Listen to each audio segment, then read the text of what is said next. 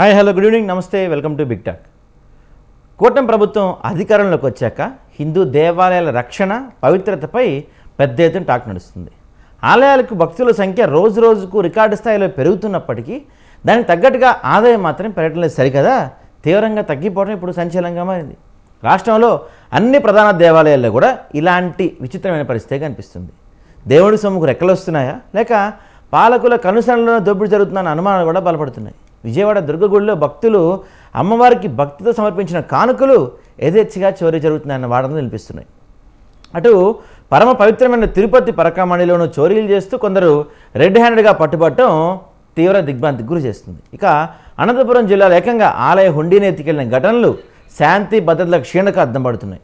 అనేక ప్రముఖ ఆలయాల్లో నగదు లెక్కింపుల్లో భారీగా తేడాలు వస్తున్నా అధికారులు నిమ్మకు నీరు వ్యవహరిస్తున్నారు. చివరకు దక్షిణ కాశీగా పేరొందిన శ్రీకాళహస్తి ఆలయ హుండీ సైతం దోచుకుంటున్నారంటే పరిస్థితి దారుణంగా ఉందో అర్థం చేసుకోవచ్చు. అయితే గతంలో ఆలయాలపై చిన్న విమర్శ వచ్చినా సరే ఊగిపోయిన మన డిప్యూటీ సీఎం పవన్ కళ్యాణ్ గారు ఇప్పుడు హిందూ దేవాలయాల్లో ఇన్ని అక్రమ చోరీలు జరుగుతున్న ఎందుకు స్పందించడం లేదు?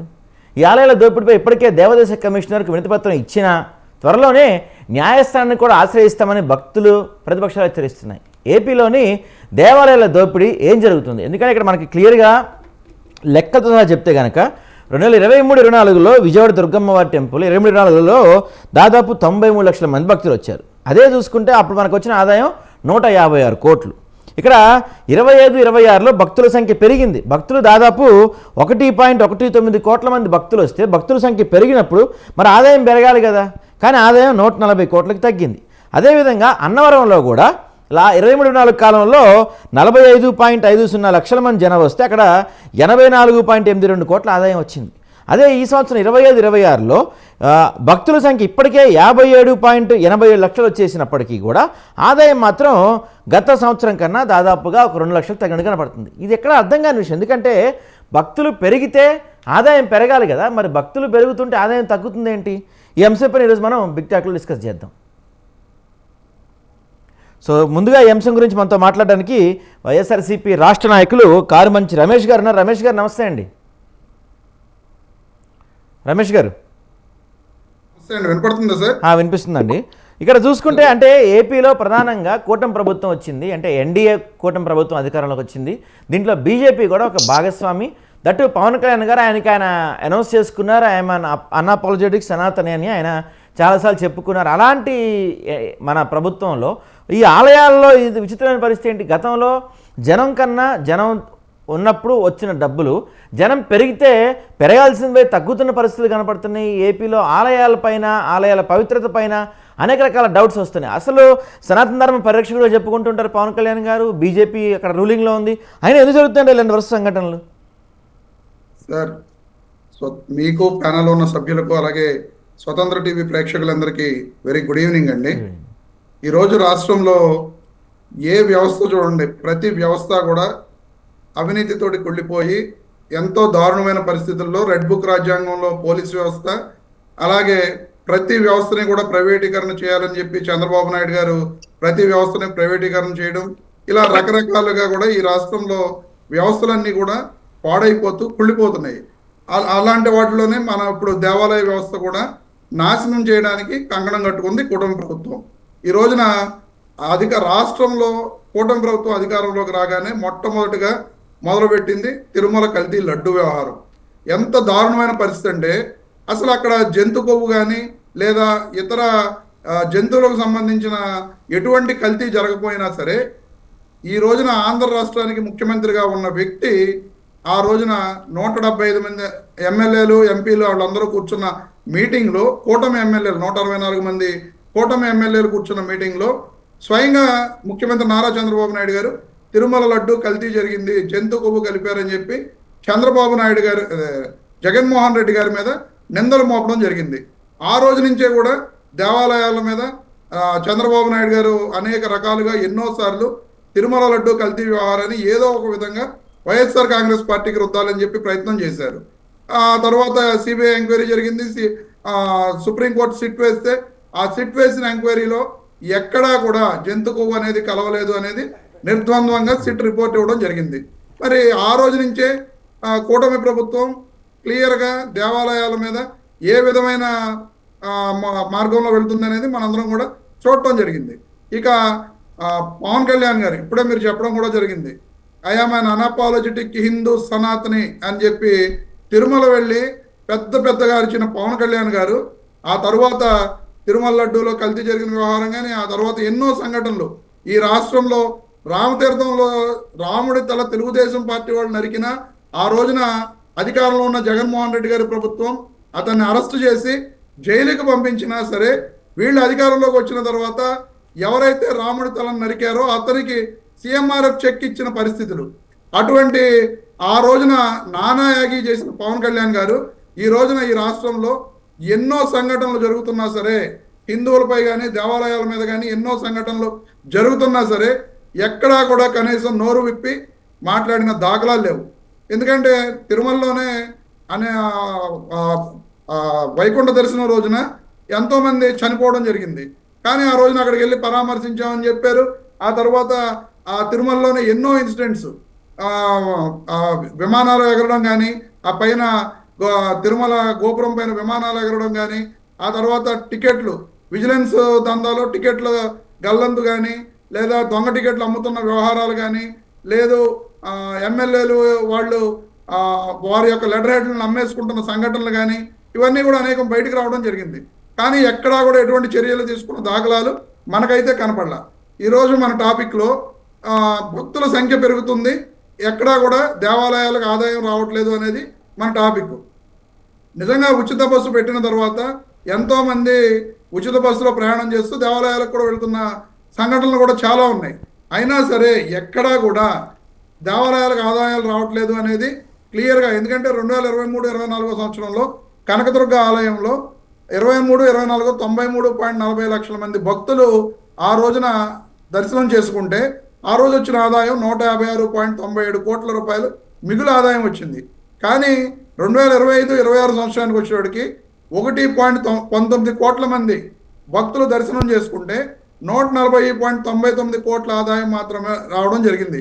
ఇది ఎక్కడండి? విజయవాడ కనకదుర్గమ్మాదేవి ఆలయంలో 25 లక్షల మంది భక్తులు పెరిగారు, 16 కోట్ల ఆదాయం తగ్గిపోయింది. ఎంత దారుణం, ఎంత దుర్మార్గం అండి! అంటే ఎంత అవినీతి జరుగుతుంది. ఎన్నో సంఘటనలు విజయవాడ కనకదుర్గమ్మ ఆలయంలో అనేక సంఘటనలు బయటకు వచ్చినాయి. ఒక ఉద్యోగి కనకదుర్గమ్మ తల్లికి ఇచ్చిన ఆ పుస్తలు విలువైన బంగారు పుస్తలు కూడా విలువ లేని వాటిలో వేసేస్తే అతన్ని పట్టుకున్నారు. ఆ తర్వాత అతన్ని సస్పెండ్ చేశారా లేకపోతే అతని మీద కేసు నమోదు చేశారా అనేది ఎవరికీ తెలియదు. అలాగే అనేక సంఘటనలు. ఎందుకంటే టికెట్ చింపకుండా భక్తులను లోపల పంపించేయడం, మళ్ళీ ఆ టికెట్స్ని రీసైకిల్ చేసి అవే వాటిని అమ్ముతున్నారనే సంఘటనలు కూడా అవుట్సోర్సింగ్ సిబ్బంది కానీ దేవాలయ సిబ్బంది కానీ హోంగార్డులు కానీ వీళ్ళందరినీ కూడా పట్టుకున్న సంఘటనలు కూడా అనేకం. ఈ నెలలోనే 3 సంఘటనలు బయటకు వచ్చినాయి. ఇన్ని సంఘటనలు జరుగుతున్నా, ఇంత దారుణంగా అవినీతి దేవాలయాల్లో దోచుకుంటున్నా ఎక్కడ చంద్రబాబు నాయుడు గారు మాట్లాడరు.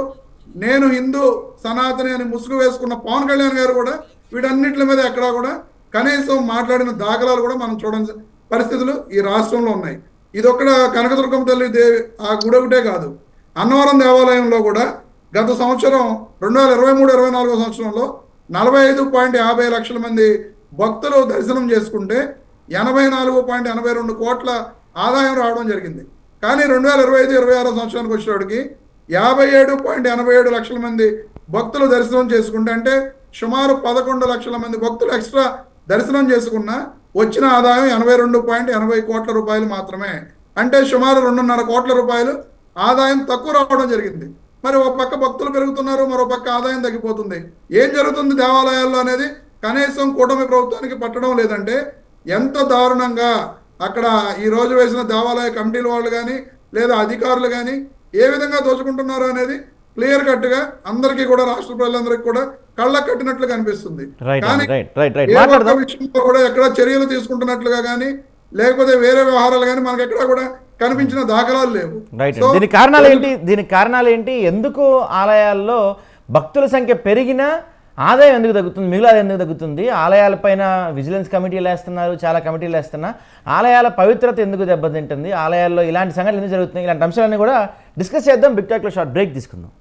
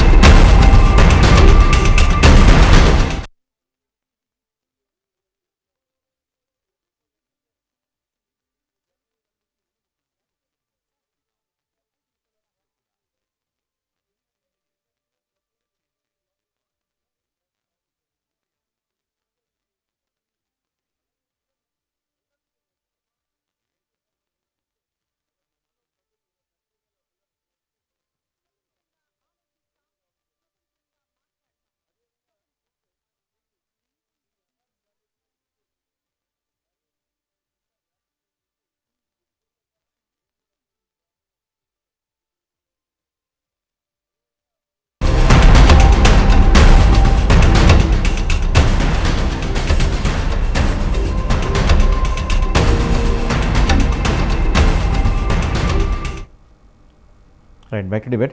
సో ఏం జరుగుతుంది ఏపీలో ఆలయాల్లో? ఈ అంశం గురించి మనతో మాట్లాడడానికి ప్రముఖ అనలిస్ట్ వేర్లపాటి శ్రవణ్ కుమార్ గారు గుడ్ ఈవినింగ్ అండి. Good evening sir. సార్, ఇక్కడ అంటే భక్తుల సంఖ్య పెరుగుతుంది, మరి ఆదాయం తగ్గుతుంది. ఏపీ ప్రభుత్వం గతంలో కూడా ఒకసారి క్లెయిమ్ చేసుకున్నారు, ఫ్రీ బస్సులు పెంచాము, ఫ్రీ బస్సుల తర్వాత ఆలయాల్లో భక్తుల సంఖ్య పెరుగుతుంది అని ఎండర్స్ చేసుకున్నారు. సో మరి ఆలయాల్లో భక్తుల సంఖ్య పెరుగుతున్నప్పుడు ఆదాయం తగ్గుతుంది, ఏంటి కారణం అంటారు సార్? యాక్చువల్గా ఆంధ్రప్రదేశ్ అందున దక్షిణ భారతదేశంలో తెలంగాణతో పోల్చుకుంటే ఆంధ్రప్రదేశ్ దేవస్థానాలు, దేవాలయాలు, ఆధ్యాత్మిక వంటి కేంద్రాలు ఎక్కువగా ఉంటాయి. దక్షిణ భారతదేశంలో కాంచి మొదలు పెడితే దక్షిణ భారతదేశంలో ప్రాబబిలిటీ ఆఫ్ జనసాంద్రత ప్రకారం చూస్తే ఉత్తర భారతదేశానికి ఎన్ని ఉంటాయో ప్రాశస్తి, అన్ని ప్రాశస్తులు తెలుగు ప్రాంతంలో ఉంటుంది. అందరూ ఆంధ్రప్రదేశ్కి ఎక్కువ ఉంటుంది. దశావతారాల్లో చాలా వరకు ఆంధ్రప్రదేశ్ ప్రామాణికంగానే ఉన్నటువంటి పుణ్యక్షేత్రాలుగానే అవతారాలు ఉన్నాయని చెప్పి మనకు అర్థమవుతూ ఉంటాయి. స్పిరిచువల్ టూరిజం గాను స్పిరిచువల్ కేంద్రంగా ఉండాల్సిన ఆంధ్రప్రదేశ్ ఇప్పుడు బీచ్ షాట్స్ మీద కాన్సన్ట్రేషన్ పెట్టిందంటే అది పాలకుల ఆలోచన ధోరణి ఎంతవరకు వెళ్ళిందో మనం ఆలోచించుకోవాలి. విశాఖపట్నంలో గోవా కల్చరు, పటాయి కల్చరు, ఒక బ్యాంకాక్ కల్చర్ తేవడానికి ఇష్టపడుతున్నారా? మనకు బీచ్లు అనగానే ఏం గుర్తుకొస్తాయి? ఎలాంటి మన ఉద్దేశం మంచి కావచ్చు, మన ఉద్దేశం మంచిదే కావచ్చు, కానీ ప్రాక్టికల్ గా ఏం జరుగుతాయి అంటే ఆధ్యాత్మిక కేంద్రంగా ఉన్న ఆంధ్రప్రదేశ్ ఐకాన్ మరి ఇప్పుడు బీచ్ షాట్స్ గా మారుస్తున్నారన్న ఆందోళన అయితే కనిపిస్తా ఉంది నాకు. అంటే ప్రస్తుతానికి వాటి గురించి పెడతలేదు, నాకైతే అర్థమవుతుంది. కానీ దాని పరిణామాలు కాలక్రమం ఏ విధంగా ఫలితాలు ఇస్తాయో యాజ్ ఏ అనలిస్ట్ గా నేను ఆందోళన చెందుతా ఉన్నాను. నెంబర్ 1 పాయింట్ అది. ఇక రెండవది కింద నుంచి చూసుకుంటే వెళ్దాం. ఫస్ట్ ఆదాయం ఉంది తగ్గింది ఏంటి, అదే ఇప్పుడు చెప్పబోయే కారణం. అంటే యాక్చువల్గా అయితే మనకు మనకు ఇప్పుడు చూస్తున్నటువంటి ఒక డిజిటల్ సర్వే చూసినా ఏం చూసినా యువత ఆధ్యాత్మికమైనటువంటి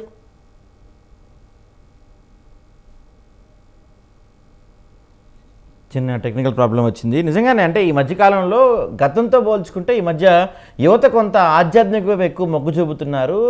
యూత్ కూడా అంటే ఈ జెన్జీ కిడ్స్ కావచ్చు, అంతకుముందు వీళ్ళంతా కూడా కొంత ఆలయాల వైపు ఎక్కువ ఇంట్రెస్ట్ చూపిస్తున్నారు. జనాల్లో దేవుడి పైన భక్తి పెరిగింది. మరి ఎందుకు తగ్గింది అనేది మరి ఒక నిమిషం కంటిన్యూ చేస్తాను, చాలా మంచి పాయింట్లు ఉన్నాయి. చెప్పండి. హలో, అంటే యూత్ ఈ రోజు చిన్నపిల్లల కాంచి స్పిరిచువల్ వీడియో చూస్తున్నారు, ప్రవచనాలు చూస్తున్నారు, వాళ్ళ ఆధ్యాత్మిక చింతన పెరిగింది.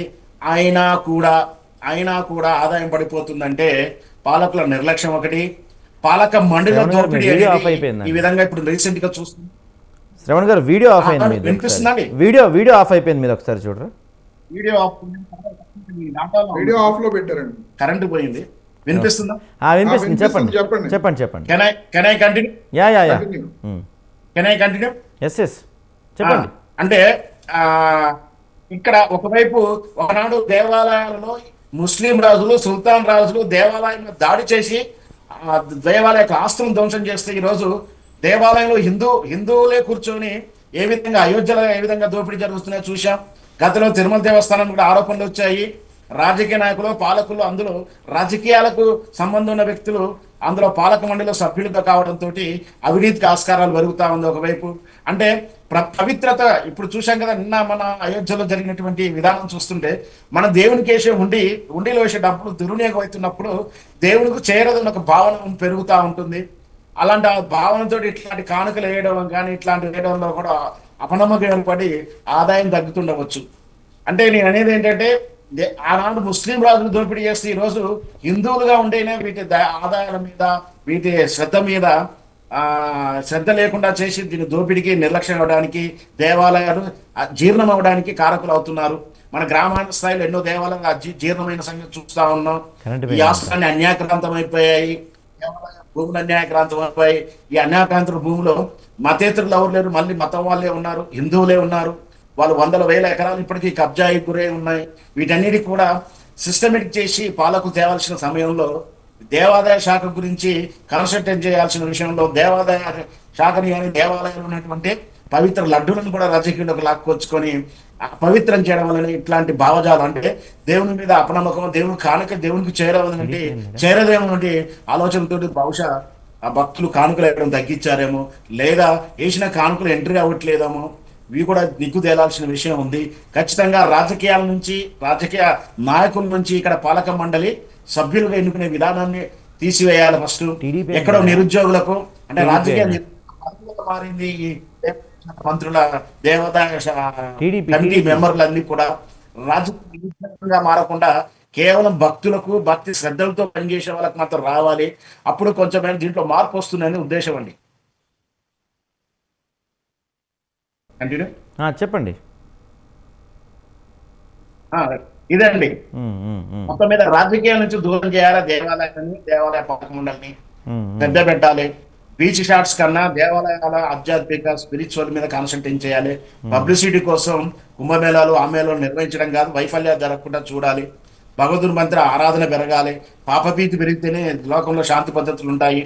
ఇదేమీ లేకుండా రాజకీయాలు చేసేసి ఆధ్యాత్మికను కూడా రాజకీయ కలుషితం చేస్తా ఉన్నారు. ముఖ్యంగా ఆంధ్రప్రదేశ్ లో పవిత్రమైనటువంటి ప్రసాదాల విషయంలో, పవిత్రమైనటువంటి నమ్మకాల విషయంలో చిల్లర రాజకీయాలు చేస్తున్నారు. వాటిని దూరంగా చేయాలి. దేవాలయాల ఇట్లాంటి అంశాలన్నీ రాజకీయాలకు దూరం చేయాలి. మరే జరుగుతుంది ఏపీ ఆలయాలు. ఎందుకంటే ఇక్కడ మనం చూసుకుంటే లెక్కలతో సహా చూసుకుంటే మన అమ్మవారి టెంపుల్లో కావచ్చు, విజయవాడ దుర్గమ్మవారి టెంపుల్లో కావచ్చు, లేకపోతే అన్నవరం టెంపుల్లో కావచ్చు, ఎందుకు ఈ స్థాయిలో అక్రమాలు జరుగుతున్నాయి? ఇప్పుడు విజయవాడలో చూసుకుంటే మనకి 2023-24 మధ్య కాలంలో దాదాపు 93 లక్షల మంది భక్తులు వచ్చారు. ఆ తర్వాత అప్పుడు 156 కోట్లు వచ్చిన హుండీ ఆదాయం, ఆ తర్వాత 25-26 కాలంలో భక్తుల సంఖ్య పెరిగింది. దాదాపుగా 1.19 కోట్ల మంది భక్తులు వచ్చినప్పటికీ కూడా హుండీ ఆదాయం 140 కోట్లు మాత్రమే వచ్చింది. ఆ తర్వాత అన్నవరంలో కూడా అంతే జరుగుతుంది. ఇక్కడ ప్రధానంగా మనం ఆలోచించాల్సిన అంశం ఏంటంటే ఎందుకు ఇది జరుగుతుంది? ఇప్పుడు తిరుమలలో ఇలాంటి అంశాలే జరుగుతున్నాయి. తిరుమలలో కూడా లడ్డు కల్తీ గురించి మనం డిస్కస్ చేసాం. లడ్డు కల్తీ గురించి పెద్ద ఎత్తున వార్తలు వచ్చినాయి. అప్పట్లో లడ్డు కల్తీ గురించి చాలాసార్లు సీఎం గారు వీళ్ళందరూ కూడా చాలాసేపు మాడారు. దాని గురించి పెద్ద పెద్ద అంశాలని. ఆ తర్వాత తిరుపతి పరకామణి ఆలయంలో చోరీలు చేస్తున్న సంఘటనలు చూసాం. దుర్గగుడిలో భక్తులు అమ్మవారికి సమర్పించిన కానుకలను చోరీ చేశారు. అనంతపురం జిల్లా ఆలయంలో ఏకంగా హుండీని ఎత్తుకెళ్ళే ప్రయత్నం చేశారు. అనేక ఆలయాల్లో నగదు లెక్కింపులో తేడాలు జరుగుతూ ఉన్నాయి. శ్రీకాళహస్తి ఆలయంలో కూడా హుండీ ఆలయం దోచుకున్నారు. ఆలయాల్లో జరుగుతున్న చోరీలపై మరి పవన్ కళ్యాణ్ గారు ఎందుకు స్పందించట్లేదు? పవన్ కళ్యాణ్ గారు పదే ఆయన చెప్తుంటారు, ఐఎమ్ అన్ అన్అపాలజెటిక్ సనాతని అని చెప్తుంటారు. పైగా ఏపీలో కూటమి ప్రభుత్వం అధికారంలో ఉంది. అంతకుముందు సింహాచలంలో తొక్కిసలాట జరిగి చనిపోయిన సంఘటన కావచ్చు, లేకపోతే తిరుపతిలో తొక్కిసలాట జరిగి చనిపోయిన సంఘటనలు కావచ్చు, ఇవన్నీ కూటమి ప్రభుత్వం వచ్చిన తర్వాత ఎందుకు జరుగుతున్నాయి అనేది ఇక్కడ ప్రధానమైన క్వశ్చన్. మనకి ఎందుకు ఇలాంటి అంశాలు జరుగుతున్నాయి మీరు చెప్పండి. మన రమేష్ గారు అంటే ఇక్కడ ఉంది ఎన్డీఏ ప్రభుత్వం, అంటే దీంట్లో బీజేపీ కూడా భాగస్వామ్యం ఉంది. పవన్ కళ్యాణ్ గారు ఏమో పదే సనాతన ధర్మ పరిరక్షకుడని చెప్పుకుంటూ ఉంటారు ఆయన. ఇంత ఉన్నప్పటికీ పైగా చంద్రబాబు నాయుడు గారేమో మాది గుడ్ గవర్నెన్స్, అంతా వాట్సాప్ గవర్నెన్స్, మొత్తం అంతా ఆన్లైన్ టెక్నాలజీ డెవలప్ చేసామని చెప్తున్నారు. అంత టెక్నాలజీ డెవలప్ చేసిన తర్వాత సనాతన ధర్మ పరిరక్షణ కోసం వీళ్ళు చర్యలు తీసుకుంటున్న తర్వాత అయినప్పటికీ కూడా ఇంకా ఇలాంటి అక్రమాలు ఎందుకు జరుగుతున్నాయి అంటారు గుడిలలో? సార్ ఇప్పుడు ప్రభుత్వానికి చిత్తశుద్ధి ఉంటే ఏ అక్రమాలు ఏ అవినీతి కూడా ఎక్కడా జరగదు. అసలు ప్రభుత్వానికే చిత్తశుద్ధి లేదు. వాళ్లే ఈ రోజున అమరావతి పేరుతోటి వేల కోట్ల రూపాయలని దోచుకుంటున్నారు. మరి వాళ్లే ప్రభుత్వ అధినేతలు దోచుకుంటున్నప్పుడు ఇక వారి కింద ఉండే దేవాలయాల ఎండోమెంట్స్ డిపార్ట్మెంట్ కానీ లేదా ఇతరత్ర డిపార్ట్మెంట్లు కానీ వాళ్ళు కూడా దోపిడీ మొదలు పెట్టారు. కాబట్టి ఎక్కడికక్కడ అది దేవాలయాలను కూడా చూడకుండా ఈ రోజున దారుణంగా దేవాలయాల్లో కూడా దోపిడీ జరుగుతుంది. కాబట్టి ఎక్కడికక్కడ ఆలయాలకు వచ్చే ఆదాయం తగ్గిపోవడం జరిగింది. మీకు ఇంకో గొప్ప విషయం చెప్తాను సార్. దేవాలయ భూముల్లో కబ్జా అనేది ఎంత దుర్మార్గం అంటే ఈ ప్రభుత్వం అధికారంలోకి వచ్చిన తర్వాత 100 ఎకరాలని లీజులకు ఇవ్వడం మొదలుపెట్టింది. ఎక్కడ పడితే అక్కడ 99 సంవత్సరాలు లీజులకు ఇచ్చేస్తామని చెప్పి మీరు విజయవాడలో కూడా చూడటం జరిగింది. ప్రస్తుత ఎంపీ కేసినేని చిన్ని గారు గోల్ఫ్ కోర్స్ కడతానని రకరకాల వ్యవహారాలు అనేకం మనం పత్రికల్లో కూడా చూడటం జరిగింది. ఎక్కడో దాకా ఎందుకండి, మా సొంత నియోజకవర్గం గోపాలపురం నియోజకవర్గంలో మొన్న ఒక వారం 10 రోజుల క్రితం గోపాలపురం నియోజకవర్గంలో ఉన్న చిన్న తిరుపతి ద్వారకా తిరుమల వెంకటేశ్వర స్వామి గుడికి చెందిన ఎప్పుడో 50 ఏళ్ల క్రితం ఒక భక్తుడు అక్కడ ఆలయం కట్టి, ఎక్కడో ఒరిస్సా నుంచి వచ్చిన ఒక ఆయన అక్కడ ఆలయం కట్టి ఆ భూమిని చిన్న తిరుపతి వెంకటేశ్వర స్వామికి దానంగా ఇచ్చేస్తే ఆ భూమిని టీడీపీ నాయకులు కబ్జా చేసేపోయారు. ఆ విషయం బయటకు వచ్చిన తర్వాత వైఎస్ఆర్ కాంగ్రెస్ పార్టీ దాని మీద ఇక్కడ మా గోపాలపురం నియోజకవర్గానికి సంబంధించిన ఇన్ఛార్జ్ గారు, నాయకులు అందరూ కూడా కలెక్టర్ గారి దగ్గరికి వెళ్ళి ధర్నా చేసి ఆ భూమిని కాపాడవలసిందిగా రిప్రజెంటేషన్ ఇవ్వడం జరిగింది. మరి ఈ విధంగా ఎక్కడ పడితే అక్కడ ఏ దేవాలయంలో ఆ దేవాలయంలో దోపిడీ జరుగుతూ ఉంటే ఇంకా ఆదాయం, దేవుడికి ఆదాయం ఎక్కడ వస్తుందంటారు? ఇక్కడ ఎంత దుర్మార్గమైన విషయం అంటే ఈ ప్రభుత్వం తెలుగుదేశం పార్టీ ఒక్కటే లేదు, జనసేన బీజేపీ తోటి కలిపి కూడిన కూటమి ప్రభుత్వం, ఎన్డీఏ ప్రభుత్వం అని చెప్పి వీళ్ళందరూ చెబుతున్నారు. ఇన్ని సంఘటనలు జరుగుతున్నా సరే ఎక్కడా కూడా బీజేపీకి సంబంధించిన ఏ ఒక్క నాయకుడు కూడా మేము హిందుత్వాన్ని రక్షించడానికి ఈ భారతదేశంలో ఉన్నాం, మీరు మాకు ఓట్లేస్తేనే హిందుత్వం రక్షింపబడుతుంది అని చెప్పి అధికారంలోకి వచ్చిన బీజేపీ నాయకులు ఈ ఆంధ్ర రాష్ట్రంలో జరుగుతున్న దేవాలయాల్లో జరుగుతున్న సంఘటనల మీద కానీ, లేదా దేవాలయాల్లో జరుగుతున్న అవినీతి మీద కానీ, లేదా దేవాలయాల భూముల కబ్జా మీద కానీ ఎక్కడా కూడా నోరు తెరిచిన దాఖలాలు లేవు. అంటే ఏంటి? వాళ్ళందరూ కూడా ఎవరికి వాళ్ళు దోచుకోవడంలో ముందున్నారు కాబట్టి ఎవరు కూడా నోరు విప్పట్లేదు. ఎక్కడైనా సరే మీరు చూడండి, బీజేపీ వాళ్ళు ఇన్ని సంఘటనలు జరుగుతున్నా సరే ఇది తప్పు, ఈ ప్రభుత్వం మేము భాగస్వాములుగా ఉన్నా సరే హిందుత్వం అనేది దెబ్బతింటుంది, సో మేము దీనికి అంగీకరించమని చెప్పి వాళ్ళు ఇంటర్నల్గానూ చెప్పట్లేదు, ఎక్స్టర్నల్ లాగా కూడా ఏ మీడియా ముందు కూడా ఎక్కడా కూడా స్టేట్మెంట్లు ఇచ్చిన దాఖలాలు లేవు.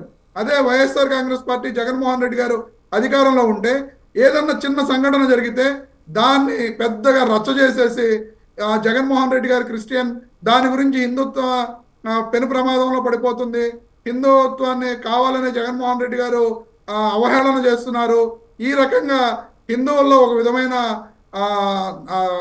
అసంతృప్తి క్రియేట్ చేయడం కోసం విశ్వ ప్రయత్నం చేశారు టీడీపీ, జనసేన, బీజేపీ నాయకులు.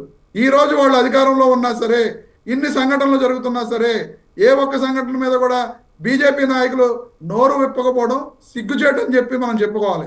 ఇక కొత్తగా మనందరం చూసాం, అంతకుముందు మరి ఆయన హిందుత్వవాదం ఎప్పుడు భుజానికి ఎత్తుకున్న దాఖలాలు లేవు.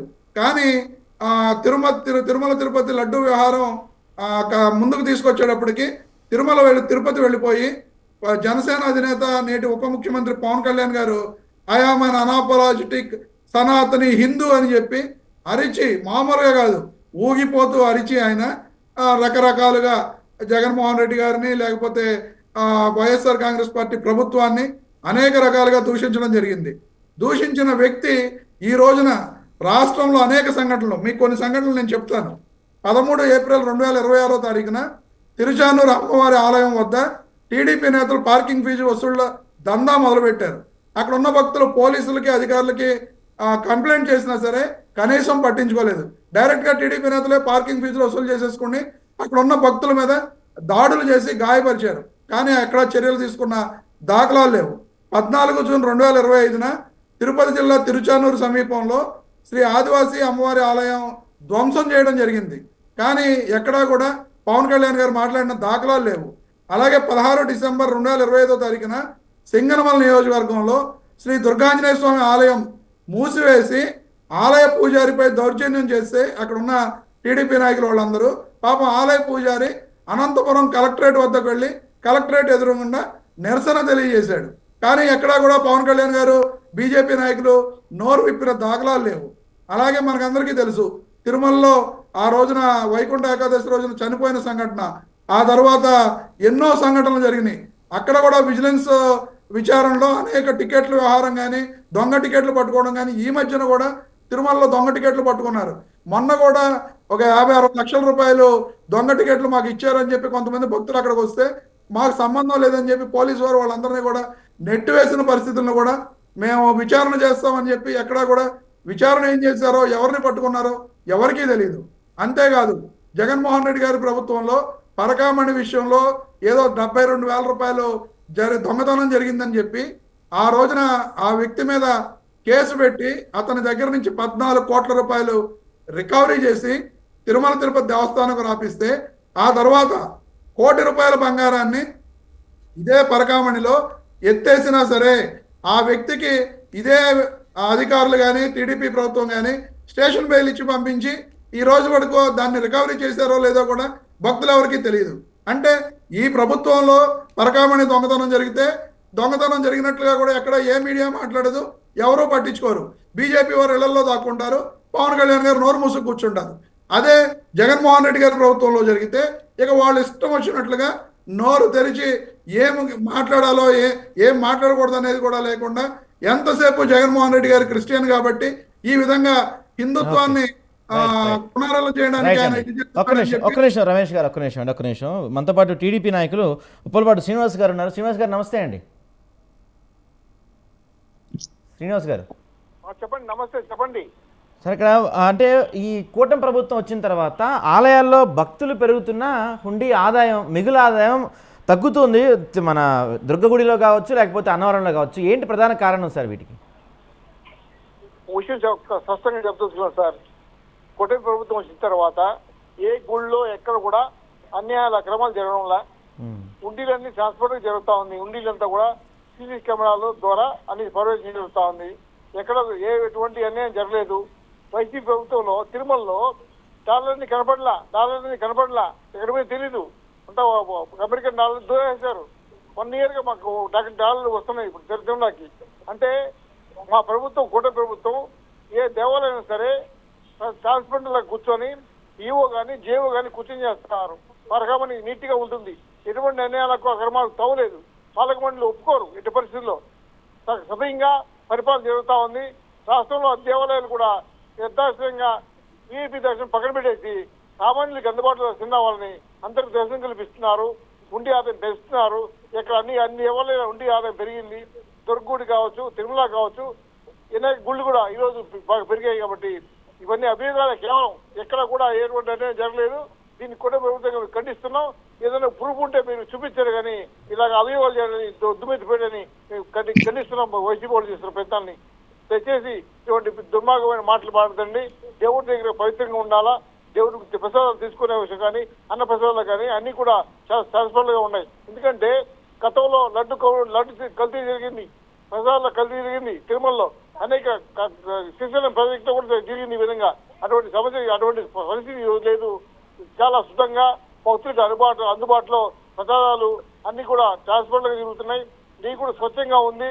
కల్తీ లేదు. ప్రసాదాలు కడగ కూడా అన్ని ఈవో గారు కూడా పర్యవేక్షిస్తున్నారు. ఈ అన్యాయాలకు అక్రమాలకు చెక్ పెడుతున్నాము. ఎవరైనా చేస్తే ఖచ్చితంగా శిక్ష పడతాయి. దీనికి సీసీ కెమెరాలు పరకామణిలో ఈవోలు దగ్గర నుండి చేస్తున్నారు. కాబట్టి పాలక మండలి కంటికి రెప్పలా కాపాడుతున్నాం. దేవాలయాలు కూడా ఏ కూడా అన్యాయాలు జరగడం లేదు.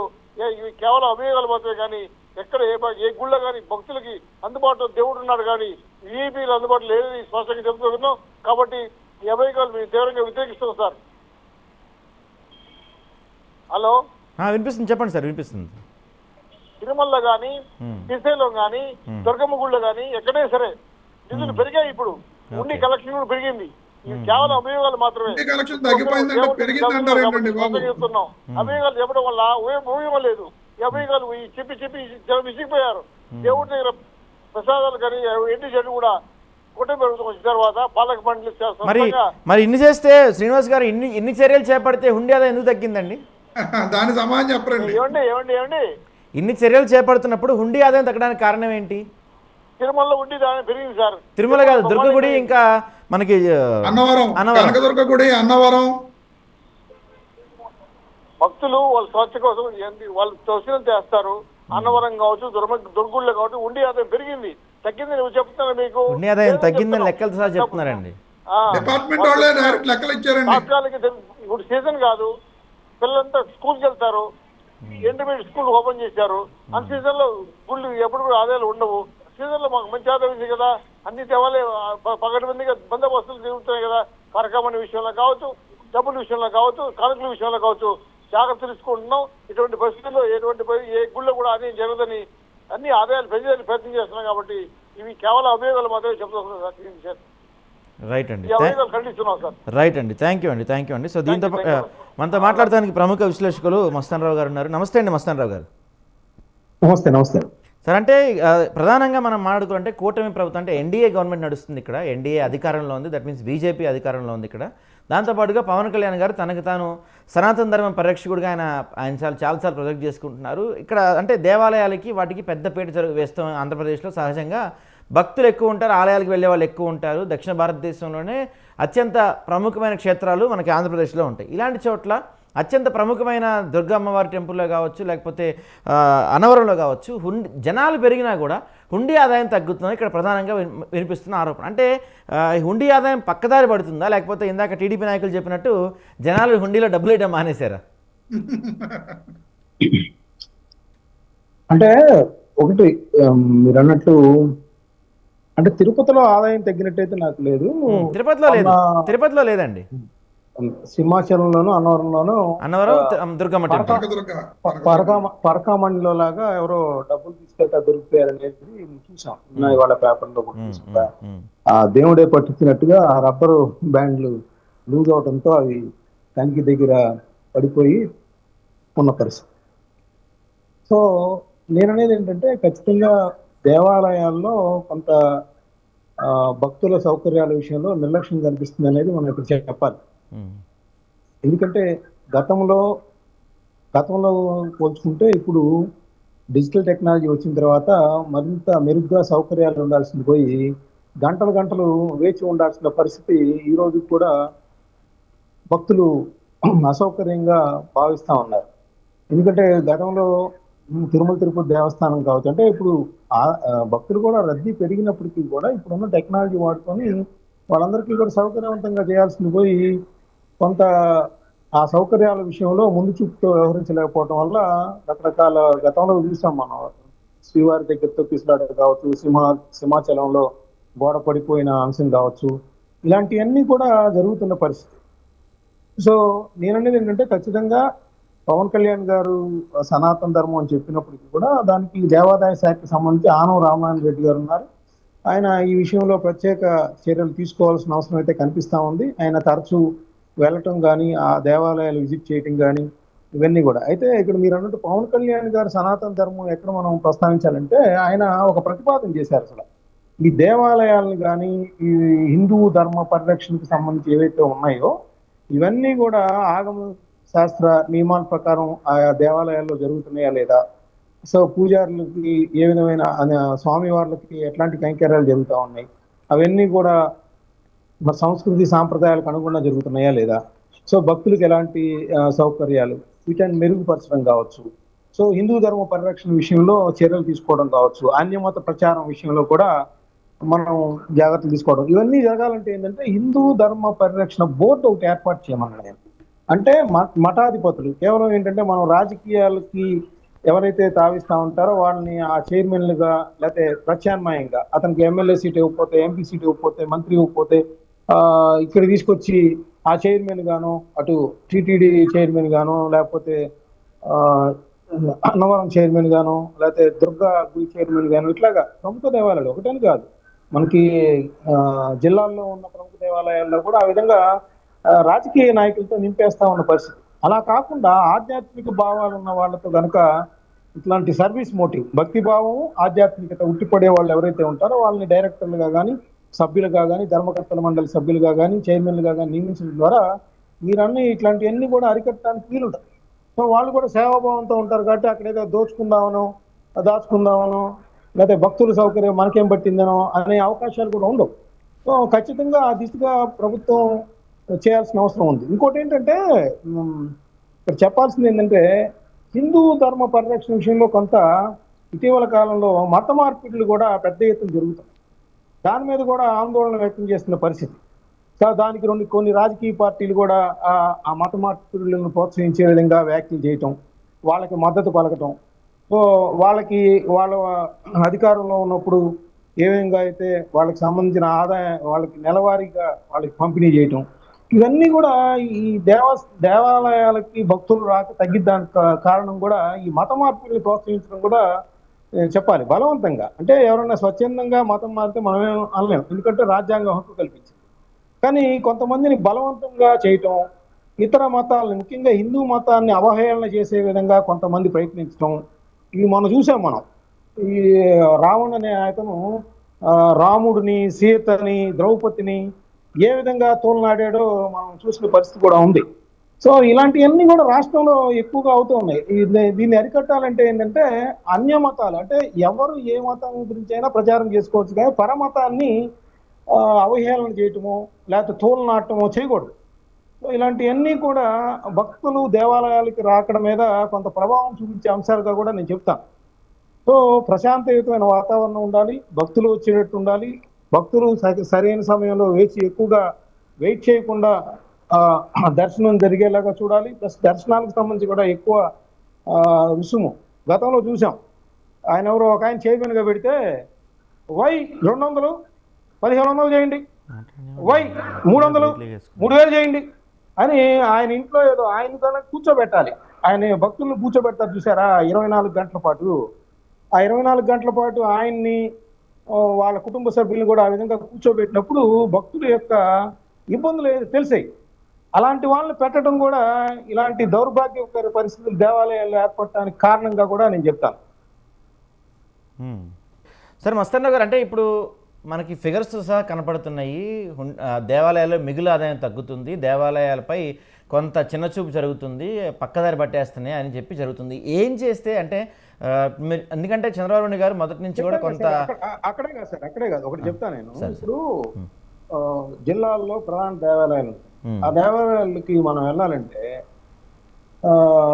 ఆదాయమే పరమావధిగా చూస్తున్నారు. చెప్పులు స్టాండ్ దగ్గర నుంచి అభిషేకం చేయించుకోవాలి దగ్గర నుంచి, లేదంటే ప్రసాదం కొనుక్కోవాలి. ఎక్కడ చూసినా కూడా హిందూ భక్తులు దేవాలయాల్లోకి వెళ్ళాలంటే ఈవెన్ హారతి ఇవ్వాలన్నా, కొబ్బరికాయ కొట్టాలన్నా కూడా కొన్ని దేవాలయాల్లో డబ్బులు చెల్లించుకోవాల్సిన పరిస్థితి వస్తుంది. సో రెండోది ఏంటంటే ఇంత వేల మంది లక్షల మంది హిందూ దేవాలయానికి భక్తులు వస్తున్నప్పుడు వాళ్ళకి అసౌకర్యం కలగకుండా చూడటం, ఎక్కువ గంటలు క్యూ లైన్లలో వేచి ఉండకుండా చూడటం. రెండోది ఏంటంటే భక్తులు ఇస్తున్నారు కదా అని చెప్పేసి ధర్మ దర్శనం ఏమో గంటలు గంటలు ఉండేది, మామూలు ఏదైనా పే చేస్తేనేమో వాడు 1000 రూపాయలు ఇస్తే వెంటనే దర్శనం అయ్యేటట్టు. ఇట్లాంటివి కూడా భక్తుల దోపిడీ కూడా అరికట్టాల్సిన అవసరం ఉంది. ఎందుకంటే ఎవరైనా ఒక సామాన్య భక్తుడు వాడు నమ్ముకున్న దైవాన్ని దగ్గరకో, ఆ అమ్మవారి దగ్గరకో, లేకపోతే ఆ దేవుడి దగ్గరకో వెళ్ళినప్పుడు వాడు సులభంగా వెళ్ళి వచ్చే విధంగా ఉండాలి, కానీ నేనేదో దోపిడీకి గురవుతున్నానే భావన ఉండకూడదు. సో ఇది యాక్చువల్గా ఏంటంటే ఇది ప్రభుత్వ ఆధ్వర్యంలో నడుస్తూ ఉంటాయి కాబట్టి ఎక్కువ దేవాలయాలు వీటిని బాధ్యత వహించాల్సింది కూడా ప్రభుత్వమే. ఎందుకంటే ఇతర మతాలకు సంబంధించి ఏంటంటే ఇట్లాంటివన్నీ ఉండవు, అసలు వాళ్ళ మీద అదుపు కూడా లేదు. ఇతర మతాల మీద ప్రభుత్వ అదుపు కూడా ఉండదు. ఎక్కడైతే ప్రభుత్వం అదుపు ఉందో ఇలాంటివన్నీ కూడా కొన్ని సందర్భాల్లో బాగానే చేస్తారు. ఇప్పుడు పుష్కరాలు వచ్చాయి, పెద్ద ఎత్తున హిందూ సాంప్రదాయాలకు అనుగుణంగా పుష్కరాల్లో పూజలు చేస్తారు. సో ఆ విధంగా సౌకర్యాలు కల్పిస్తున్నారు. అయితే ఎవ్రీడే వెళ్ళే దేవాలయాల విషయాల్లోనే ఇట్లాంటి దర్శనాలకి డబ్బులు వసూలు చేయటం, కళ్యాణం చేయించుకోవాలంటే డబ్బులు వసూలు చేయటం, ప్లస్ వాళ్ళు అక్కడికి వెళ్ళినా కూడా వాళ్ళ కుటుంబ సభ్యులతో వెళ్ళినా కూడా గంటలు గంటలు క్యూ లైన్లో వేచి ఉండటం, ఇవన్నీ కూడా దీని మీద భక్తుల రద్దీ మీద కూడా ప్రభావం చూపుతున్న అంశాలు కూడా ఉన్నాయి. సో వీటన్నిటిని కూడా సంస్కరించాల్సిన అవసరం ఉంది. ఎందుకంటే ఈ ఆంధ్రప్రదేశ్లో హిందూ భక్తులకి పదవలేదు. ఎందుకంటే ప్రతి దేవాలయం కూడా పండగలప్పుడు చూసినప్పుడు మనకి నిత్య కళ్యాణం పచ్చతోరణంగా కలకల్లాడుతూ ఉంటాయి. సో దానికి తగ్గట్టుగా ప్రభుత్వాలు ఆ దేవాలయాల దగ్గర సరైన సౌకర్యాలు ఏర్పాటు చేయటం, వాళ్ళకి సులభంగా ఉండేలాగా చూడటం. రెండోది ఏంటంటే మీరు చెప్పారు ఇందాక పరకామణి కావచ్చు, లేకపోతే ఏదైతే అవినీతి చోటు చేసుకుంటా ఉందో అవినీతిని అరికట్టే విధంగా వాళ్ళ మీద ఎవరైతే అవినీతికి పాల్పడతారో వాళ్ళ మీద కఠిన చర్యలు తీసుకోవటం, ముఖ్యంగా హుండీ లెక్కింపులప్పుడు కానీ ఇట్లాంటి సందర్భాల్లో అట్లాంటి జాగ్రత్తలను తీసుకోవటం, ఇవన్నీ కూడా సంస్కరించాల్సిన అవసరం అయితే ఇక్కడ కనిపిస్తా ఉంది. ఓకే, ఇందాక టీడీపీ వాళ్ళు చెప్పినట్టు అంటే వరుసగా దేవాలయాలపైన ఆరోపణలు వినిపిస్తున్నాయి, లేకపోతే లడ్డు కల్తీ జరిగిన ఆరోపణలు వినిపిస్తున్నాయి. ఇట్లాంటి వాటి వల్ల హిందువులకి కొంత దేవుడి మీద భక్తి తగ్గింది, వాళ్ళకి ఆలయాల మీద విశ్వాసం పోయింది, అందుకే ఆలయాలకు రావట్లేదేమో, వచ్చినా పెద్దగా కానుకలు సమర్పించట్లేదేమో అని కూడా అంటున్నారు. అది ఎంతవరకు నిజం అవచ్చు అంటారు సార్? అసలు అలా ఉండదండి. ఎందుకంటే దేవుడి మీద భక్తి ఉన్న వాళ్ళు 10 రూపాయలు ఇచ్చైనా కూడా వాళ్ళ కోరికలు తీర్చుకుంటానికి అక్కడ మొక్కులు తీసుకుని వస్తారు. దానిలో ఇదేం లేదు. ఇప్పుడు అవినీతి ఏంటంటే అన్ని మతాలనే, మన హిందూ మతం అనే కాదు, ఏ మతంలో చూసుకున్నా ఇప్పుడు ఒక మతానికి సంబంధించి కొంత మన ఆదాయంలో కొంత భాగం ఇవ్వాలని చెప్తా ఉంటారు. మరి అదంతా కూడా ఎవరైతే ఆ మత పెద్దలు ఉన్నారో వాళ్ళ ఇళ్లలో లగ్జరీ సౌకర్యాలు చేసుకుంటా ఉన్నారు. అంటే అన్ని చోట్ల ఉంది, కొన్ని ఆ సంస్థల్లో ఉన్నాయి, ఈ సంస్థలో ఉన్నాయి. అదే నేను అనేది ఏంటంటే ఆధ్యాత్మికత సేవాభావం ఉన్న వాళ్ళని కనుక ఆ దేవాలయాల దగ్గర అధికారులు గానో లేకపోతే చైర్మన్లు గానో లేకపోతే డైరెక్టర్లు గానో ధర్మకర్తల మండలి సభ్యులు గానో నియమించడం ద్వారా సేవాభావం ఉంటుంది వాళ్ళకి, ఆధ్యాత్మికత పాపభీతి ఉంటుంది. సో ఇలాంటివన్నీ కూడా మఠాధిపతులు పీఠాధిపతులు ఏంటంటే వాళ్ళు నిస్వార్థంగా సేవ చేస్తారనేది పాయింట్. సాధారణంగా చెప్తా ఉన్నాను, జనరల్గా ఎక్కడో ఒక చోట జరుగుతూ ఉంటాయి, అక్కడ కూడా పీఠాధిపతుల దగ్గర కూడా ఇప్పుడు మనకు అక్కడ జరిగింది కదా, అయోధ్యలో జరిగినట్టు జరగచ్చు ఒకటి ఎరా. కానీ ఎక్కడైతే మీకు ఆధ్యాత్మికత ఉన్న సేవాభావం ఉన్న వాళ్ళు నియమిస్తారో అట్లాంటి వాటికి తగ్గుముఖం పడటానికి అవకాశం ఉంటుంది. రాజకీయాలు ఎప్పుడైతే ప్రవేశిస్తే వాళ్ళ మీద చర్యలు కూడా ఉండవు కదా. మనకు అవసరమైన అధికారినో మనకు అవసరమైన వ్యక్తినో చైర్మన్ గా నియమిస్తాం, లేకపోతే ఈఓగా నియమిస్తాం, వాళ్ళ మీద యాక్షన్ తీసుకోవటాలు ఉండవు. వాళ్ళు ఏదో వీళ్ళు ఈ రాజకీయ నాయకులు అధికారంలో ఉన్నప్పుడు వాళ్ళందరికీ ఫ్రీగా దర్శనాలు చేయించడం చూసాం కదా మనం. ఒక చైర్మన్ పిఏ ఒక నెలలోనే వేల దర్శనాలు చేయించిన పరిస్థితి గతంలో. నేను పేర్లు అది పార్టీలు ప్రస్తావించాను, ఎందుకంటే మళ్ళీ దానికి సంబంధించి కూడా మళ్ళీ ఇంకో చర్చ పెరిగే అవకాశం ఉంది. నేను అనేది ఎవరిని ప్రస్తావించట్లా, ఎవరిని విమర్శించట్లా, అక్కడ జరిగిన లోపాలను మాత్రం ఎత్తి చూపుతున్నాడు. సో అలాంటివన్నీ కూడా అరికట్టాలి. అరికట్టితేనే మీరు అన్నట్టు దేవాలయాలకి తిరిగి పూర్వ వైభవం వచ్చే అవకాశం ఉంటుంది. లేకపోతే ఇలాంటి అది నేను అనేది ఇప్పుడు కుటుంబ ప్రభుత్వంలోనే అని కాదు, గతంలో కాదు, రీసెంట్ గా ఒక 10-15 ఏళ్లుగా జరుగుతున్న వ్యవహారంగా నేను చెప్తాను. ఇప్పుడు పరకామణిలో దోపిడీ చూసినా, లేకపోతే మీరు అన్నట్టు కల్తీ చూసినా, కల్తీ ఉన్నట్టు వ్యవహారం, లేకపోతే అన్యమత ప్రచారాలు లాంటి కొన్ని ప్రముఖ దేవాలయాల్లో చూసినా, ఇవన్నీ కూడా లోపాలు జరుగుతూ ఉన్నాయి. వాటిని సరైన విధంగా లేకపోతే తొక్కిస్లాట్లో ప్రాణాలు కోల్పోవటం విచారకరం కదా. భక్తులు దేవుణ్ణి దర్శించుకోవడానికి వస్తే అక్కడ గోడ పడిపోయి సమాజంలో కానీ, లేదంటే అక్కడ తిరుపతిలో కూడా తొక్కిసలాట జరిగింది, వైకుంఠ ఏకాదశి, వైకుంఠ దర్శనంలో. సో ఇలాంటివన్నీ కూడా చాలా విచారకరమైన అంశాలు. ఇవన్నీ ఏంటంటే వాళ్ళు కట్టుదిట్టమైన భద్రతా ఏర్పాట్లు చేయాలి, భక్తుల పట్ల విశ్వాసం ఉంచాలి, భక్తులకు సౌకర్యం కలగాలి. అంతేగాని అదేదో నాకు వాళ్ళ మీద భక్తుల మీద అధికారం చెలాయించడానికి వచ్చిందనే విధంగా ఫీల్ అవ్వకూడదు. ఇలా ఫీల్ అవ్వకూడదంటే సేవాభావం వాళ్ళు, ఆధ్యాత్మిక వాళ్ళు, పాపభీతి ఉన్న వాళ్ళని అక్కడ నియమించాలి. సో రాజకీయేతరుల్ని నియమించడం ద్వారా, అంటే రాజకీయాల్లో ఉన్న వాళ్ళని కాకుండా వేరే వాళ్ళని నియమించడం ద్వారా వీటిని అరికట్టచ్చు అనేది నా ఉద్దేశం.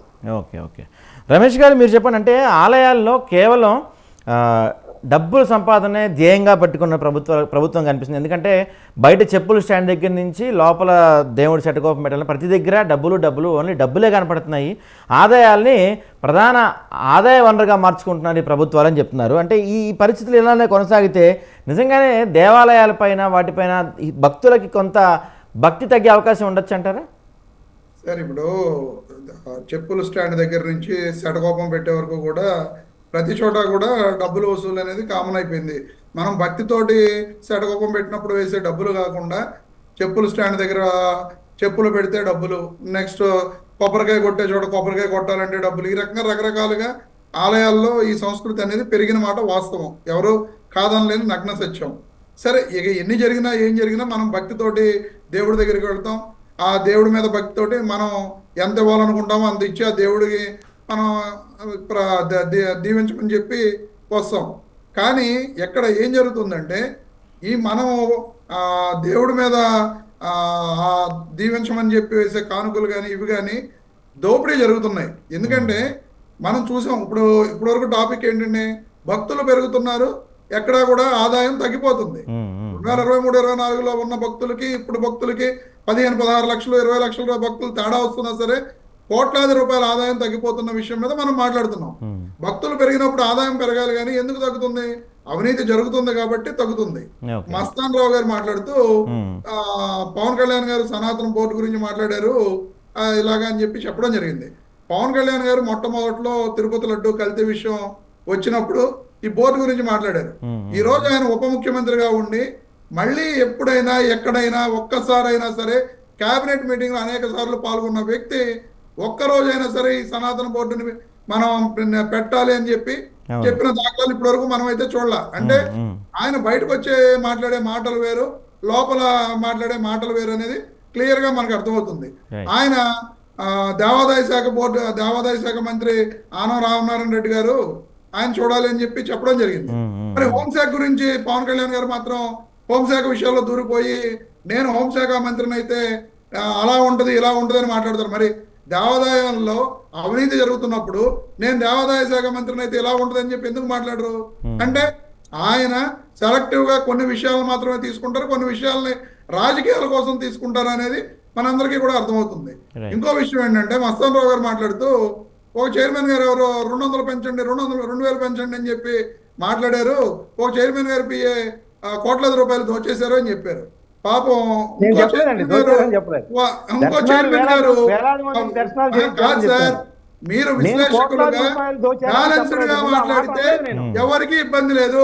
సార్, మీరు మీరు చెప్పండి, బ్యాలెన్స్డ్ గా నేను అన్న మాట్లాడాలి. మాటలు విన్నారు కదా? మీరు బ్యాలెన్స్డ్ గా మాట్లాడకుండా అలాగే రమేష్ గారు అలాగే ఆయన న్యూట్రల్ గానే చెప్పారు. అట్లా కదా, అట్లా చెప్పలేదు. ఏమి మీ పార్టీని అట్లా అనలేదు. చైర్మన్ గారు చెప్పండి.